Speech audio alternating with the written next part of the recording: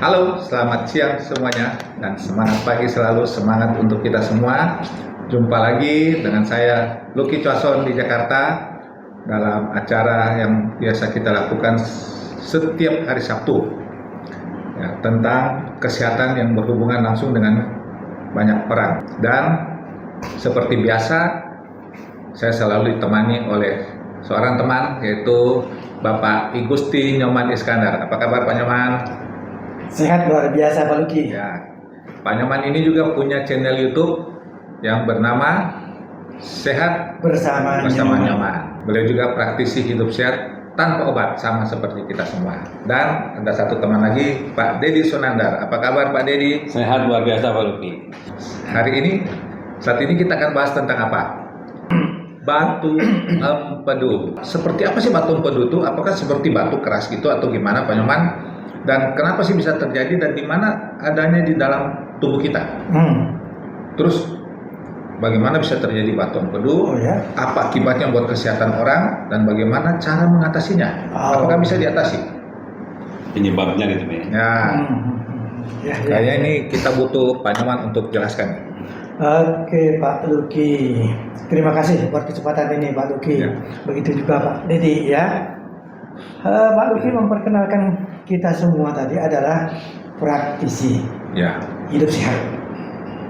Sebagai praktisi hidup sehat bukan hanya tahu teori Pak, betul nggak? Ya. Kita sebetulnya pelaku. Betul. Pelaku bagaimana hidup sehat.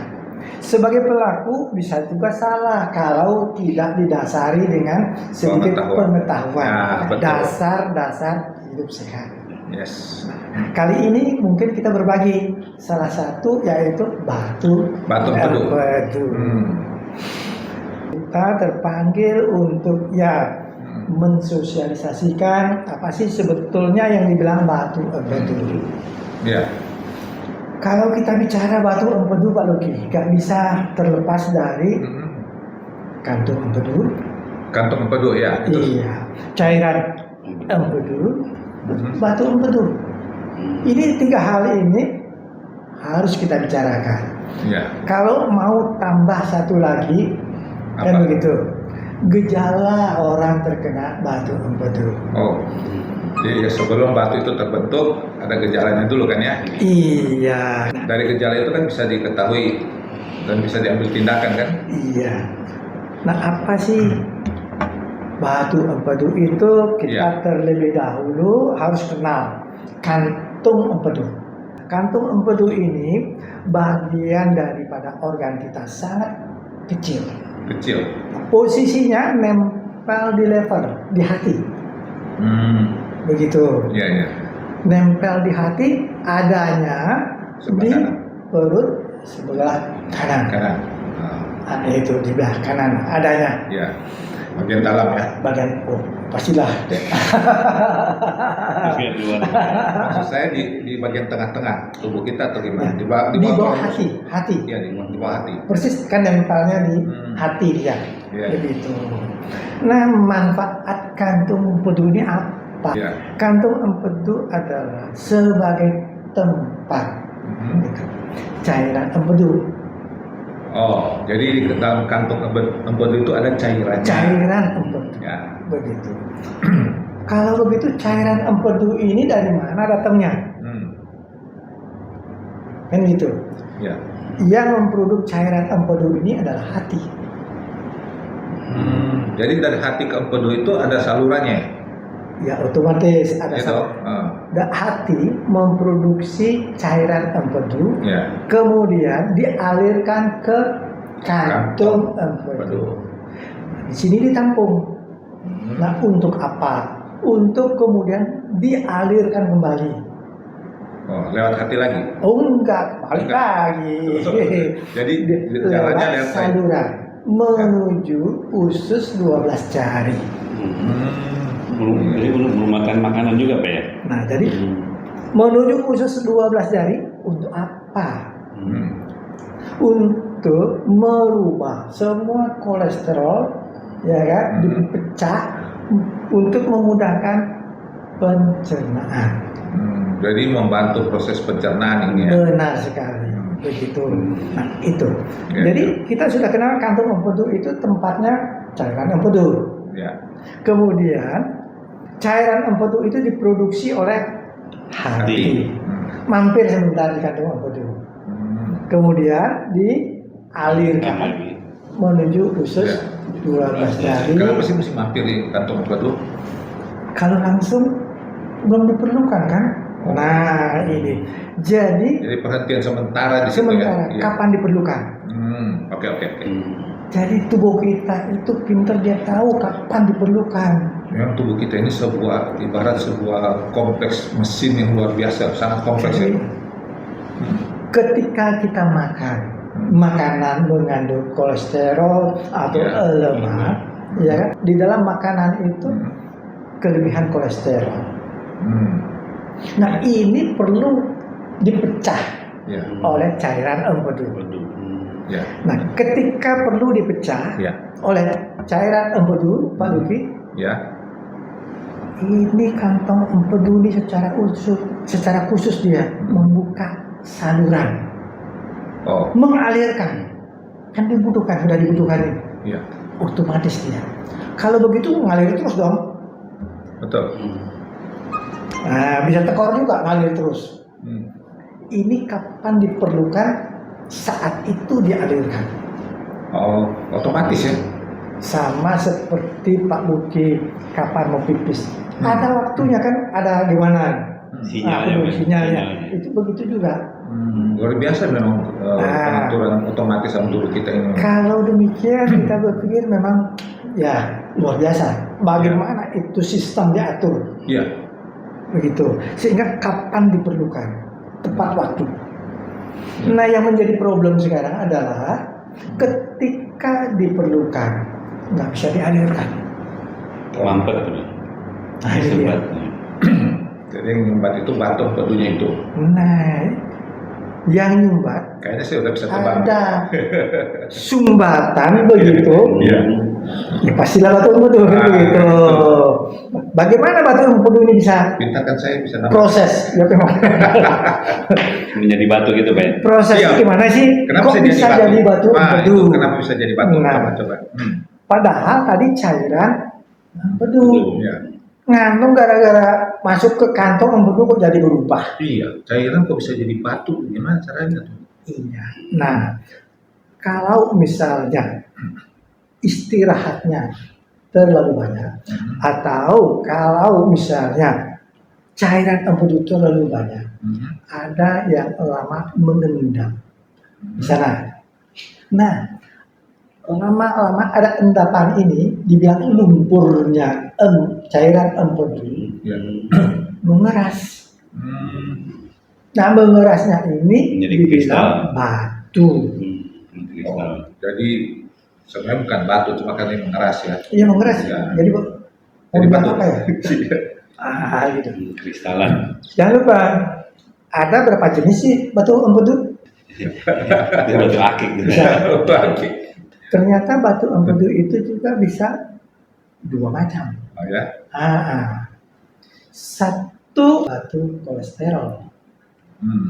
Jadi sumbernya dari Yang kolesterol, Pak. terbentuk batu empedu dari kolesterol. Yang satu lagi adalah batu pigmen. Pigmen itu warna kan? Iya. Nah di pigmen ini banyak zat-zat yang lain. Pigmen terbentuk di situ sehingga warna batunya menjadi berbeda. Batu empedu yang kolesterol ini pucat kekuningan. Yang bersumber dari pigmen bisa coklat, bisa merah, hijau, kehitam-hitaman. Begitu. Warna-warni dia kalau hijau kan bisa jadi batu emerald. Ya, iya. Nah itu. Sekarang kalau sudah lumpurnya ini mengeras dari endapan tadi, masuk ke saluran empedu, mulai nyumbat dikit, begitu. Nah, sehingga itu mempengaruhi berapa banyak yang diperlukan. Nggak maksimal Pak Luki. Ya, otomatis karena kan sudah terhambat macet. Nah, sebelum kita lanjut, kok bisa menjadi batu? Iya, Kan begitu. Iya, kristal. Hanya ngendap doang kok. tinggal ngambil kantongnya dikocok-kocok ini usia Loncat-loncat lah. loncat-loncat. Jadi nggak ngadap lagi ya. Gampangnya kita bikin ilustrasi atau membayangkan kita makan, selalu kita kunyah menjadi hancur, Ya, ya kan? Sisa-sisa makanan yang kita kunyah, kadang-kadang ada nyangkut di gigi, malas dia gosok gigi, lama-lama jadi karang gigi. Nah, ada nggak karang gigi lembek? nggak ada lah. Padahal yang nempel itu lembek. Ya. Ah, kok jadi keras? Kira-kira batu empedu ini prosesnya seperti itu. Itu ya. Iya. Bukan jadi tumbuk, bukan jadi padatkan. Begitu. Nah, jadi kalau sudah mengalami kondisi ada sumbatan batu empedu, begitu Pak ya, otomatis tujuan daripada cairan empedu tadi ini Ya. untuk merubah, memecah kolesterol, untuk membantu pencernaan Ya. menjadi lebih lancar, Ya. terhalang dong, Ya. terganggu dong, ya kan? Otomatis terganggu. Nah, karena terganggu menimbulkan bermacam gejala di sini Pak Luki. Bisa. Ini. Itu bisa nyeri nggak sih? Jadi pertandanya itu ya tergantung kadarnya sumbatan. Ya. Kalau benar-benar menyumbat, tentu nggak langsung banyak ya Pak ya. Ya. Emang level-levelnya gitu ya, ya. walaupun sekedar baru begitu. Nah ini sudah harus curiga. Sayangnya untuk mencurigai ini agak berat, bukan berat ya. Agak Sering keliru gitu loh Pak Luki. tidak gampang untuk diketahui gitu ya. Iya, sering keliru. Kelirunya karena gejalanya persis sama dengan gastritis. Oh, jadi dipikir sakit mah gitu ya. Ya, jadi kalau gastritis itu ada mualnya, ada Lilit, mulesnya, Lilit, begitu. lambungnya. Ya, di lambung terus ada muntahnya, Ya. Oh. Ini juga begitu. Nah, terus ngebedainnya gimana ya? Supaya kita bisa langsung, ini gastritis. Karena sama-sama di ulu hati. Iya, cara bedain gimana? Bisa berbeda.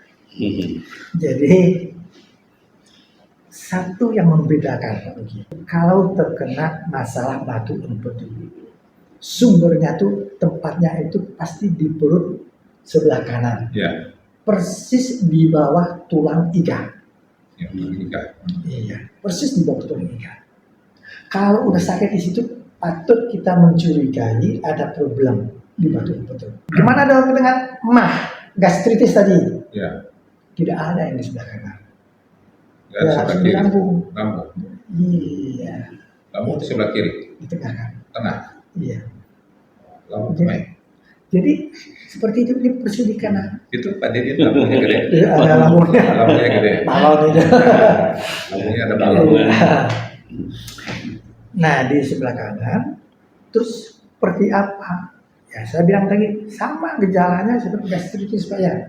Ada mual, ya kan? Ada nyeri, ada apa selain mual itu yang gastritis. Hah? Oh lupa lagi. Nah, seperti itu. Tapi terus kemudian ada juga ulu hati sama, gitu. Sama-sama panas juga di ulu hati. Nah, kalau udah itu ya sama, bingung dia ini. Bedanya adalah kalau karena batu empedu, rasa sakitnya itu menyebarnya ke punggung. Ke punggung. Nah dari punggung nggak cukup di situ, tergantung dia punya kadarnya lagi Pak ya. Ya. Level-levelnya lagi. Nah, ini menyebarnya ke pundak sebelah kanan. bukan lagi ke kiri, di sebelah kanan. Kalau sudah seperti itu orangnya betul-betul tersiksa. Tersiksanya kenapa? Mualnya nggak hilang-hilang, terus mau tidur udah tidur nggak bisa tidur, mau miring nggak bisa miring, apalagi miringnya kanan, tambah sakit. Nah ini menderitanya itu siang malam Pak Luki. Wah. Nah, Kalian tadi Pak Nyoman tanya gejala-gejalanya, saya nggak tahu karena saya nggak pernah ngalamin. nah itu Jangan jangan sampai. ngalamin kan. Jangan sampai, iya betul. Ketika baru sedikit aja udah kita Iya. tahu kan gitu. Nah, jadi kalau sudah demikian akan tambah kumat dan begitu. Misalnya sebentar kok ngilang gitu kan. Kapan kambuhnya lagi? Ya, bisa kamu Itu sewaktu-waktu ya? Sewaktu-waktu kamu itu kapan? Iya.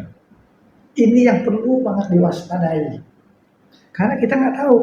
Kalau kita tidak mempelajari kenapa dia kambuh, apa yang harus dihindari, ya bisa tabrak aja ya kambuh. Tahu-taunya kambuh aja kan begitu. Iya. Nah, jadi kalau udah kondisi demikian, betul-betul dihindari makanan yang mengandung lemak. Wah, ini sebenarnya di makanan lagi Pak ya? Ya otomatis goreng-gorengan, yang mengandung lemak lah, itu bisa langsung kumat. Nah, kenapa? Lagi-lagi kolesterolnya nggak bisa dipecah. Iya, iya. Ya otomatis dong, ya kan? Nah begitu. Kemudian yang memecahnya ini udah dicegat, Udah pampet. ya kan? Nah itu kan langsung makan ke lambung, langsung ke usus 12 jari. Nah di 12 jari inilah sebetulnya, nah penolong ini cairan empedu masuk. Seandainya bisa begitu ya kan? Iya. Bisa itu dipecah, keluarnya lewat mana? Batunya itu ya. Ya. Lewat mana Pak? Pintu mana? Nah, yang pasti kalau batu ginjal kan lewat urin. Ginjal, ya, batu ginjal. Pasti lewat urin. Dan itu perih luar biasa tuh. Ya, gesekan atau irisan batunya itu Pak Luki. Nah, kalau ini bukan lewat urin, nggak ada hubungannya. Iya. Karena dia itu adanya di usus. Salurannya beda. Tentu lewat BAB. Nah, oleh karenanya ketika sudah ada kondisi seperti itu, indikator BAB-nya gimana? Ya kan? Ya, seperti apa jadinya? Nah, ada warna kepucatan. Kuningnya nggak kuning benar, pucat dia. Aduh, gimana bedanya? Lihat. Karena kolesterol di situ kan. Nah, itu dia. Sehingga bukan hanya BAB-nya saja yang pucat, orangnya juga kulitnya mulai agak kekuningan, matanya juga, bukan sakit kuning. Beda dengan sakit kuning. Hepatitis Pak itu ya. Kalau sakit kuning kan di hati, hepatitis. Ini kan di pinggir hati juga. Ini kan empedu. di empedu. Nah, untuk menghindari itu wajib kita, siapa saja, enggak tergantung usianya berapa-berapa, omega 3 Pak Luki. Omega 3. Iya. Minyak ikan itu ya? Minyak ikan. Ini wajib. Nah, minyak ikan kan kolesterol. Kolesterol ya? Iya. Iya ya. Terus kenapa? Tadi katanya nggak boleh kolesterol. Jadi sama dengan minyak zaitun, kan minyak juga. Tapi ya kan? kandungannya kolesterol yang baik. Sama dengan buah alpukat, kolesterol juga. Nah, selain apa? Omega 3 juga bagus sekali kalau kita mau konsumsi bekatul beras merah, Pak Luki. Bekatul, ya. Ya, kenapa dia tinggi serat, begitu, ya kan? Nah, jadi seperti itu. Kemudian kalau enggak itu gimana? Bagus kalau kita konsumsi vitamin C, pure white, kita yang pure white C, zinc itu Pak Luki. Vitamin C ya. Jangan nunggu gitu sampai ada gejala, apalagi sudah berat. Kalau kita konsumsi omega 3 memang badan kita butuh. Ya, Kita butuh itu. sehat juga Jadi butuh kan? kita butuh bukan karena ada gejala Ya. yang tadi Batum butuh. Jangan tunggu itu tuh. Itu Ya. maksudnya. Nah, ini sering loh, orang saya sehat aja kok. Merasa Ngapain disaranin konsumsi omega 3? Ya. Kan begitu. Nah, jadi kira-kira kantong empedu kita sudah ya, batu empedu, terus cairan empedu, Ya. gejalanya, kemudian bagaimana gaya hidup kita tadi ya Pak ya. Ya. Itu yang bisa kita sama-sama sharingkan hari ini sebagai praktisi bagi Ya, praktisi hidup sehat Yes, praktisi hidup sehat tanpa obat. tanpa obat. Oke, jadi seperti itu Pak Nyoman, ternyata batu empedu itu ya. Dan Iya. ternyata memang sangat menyiksa batu empedu itu. Padahal dia bentuknya kecil banget kan ya. Kalau gede nih di Pak Dedi. kalau betul memang kecil pada yang hati aja kan kecil. Iya. nih. Kalau virus lebih kecil lagi loh Pak. Iya. Itu mematikan juga virus kecil itu ya kan. Iya, kalau- Jangan pikir batu empedu itu kayak batu bata gitu ya. Jadi kecil sekali tapi itu juga sangat menyakitkan. Mm-mm. Nah, semoga dengan apa yang kita sampaikan hari ini, ya banyak orang yang bisa lebih tahu dan lebih menyadari cara-cara hidup sehat supaya bisa terhindar dari batu empedu. Baiklah kalau gitu teman-teman semua, semoga ini sekali lagi bisa bermanfaat bagi kita semua. Dan sekali lagi saya selalu mengingatkan, ya, saya ada kalimat seperti ini.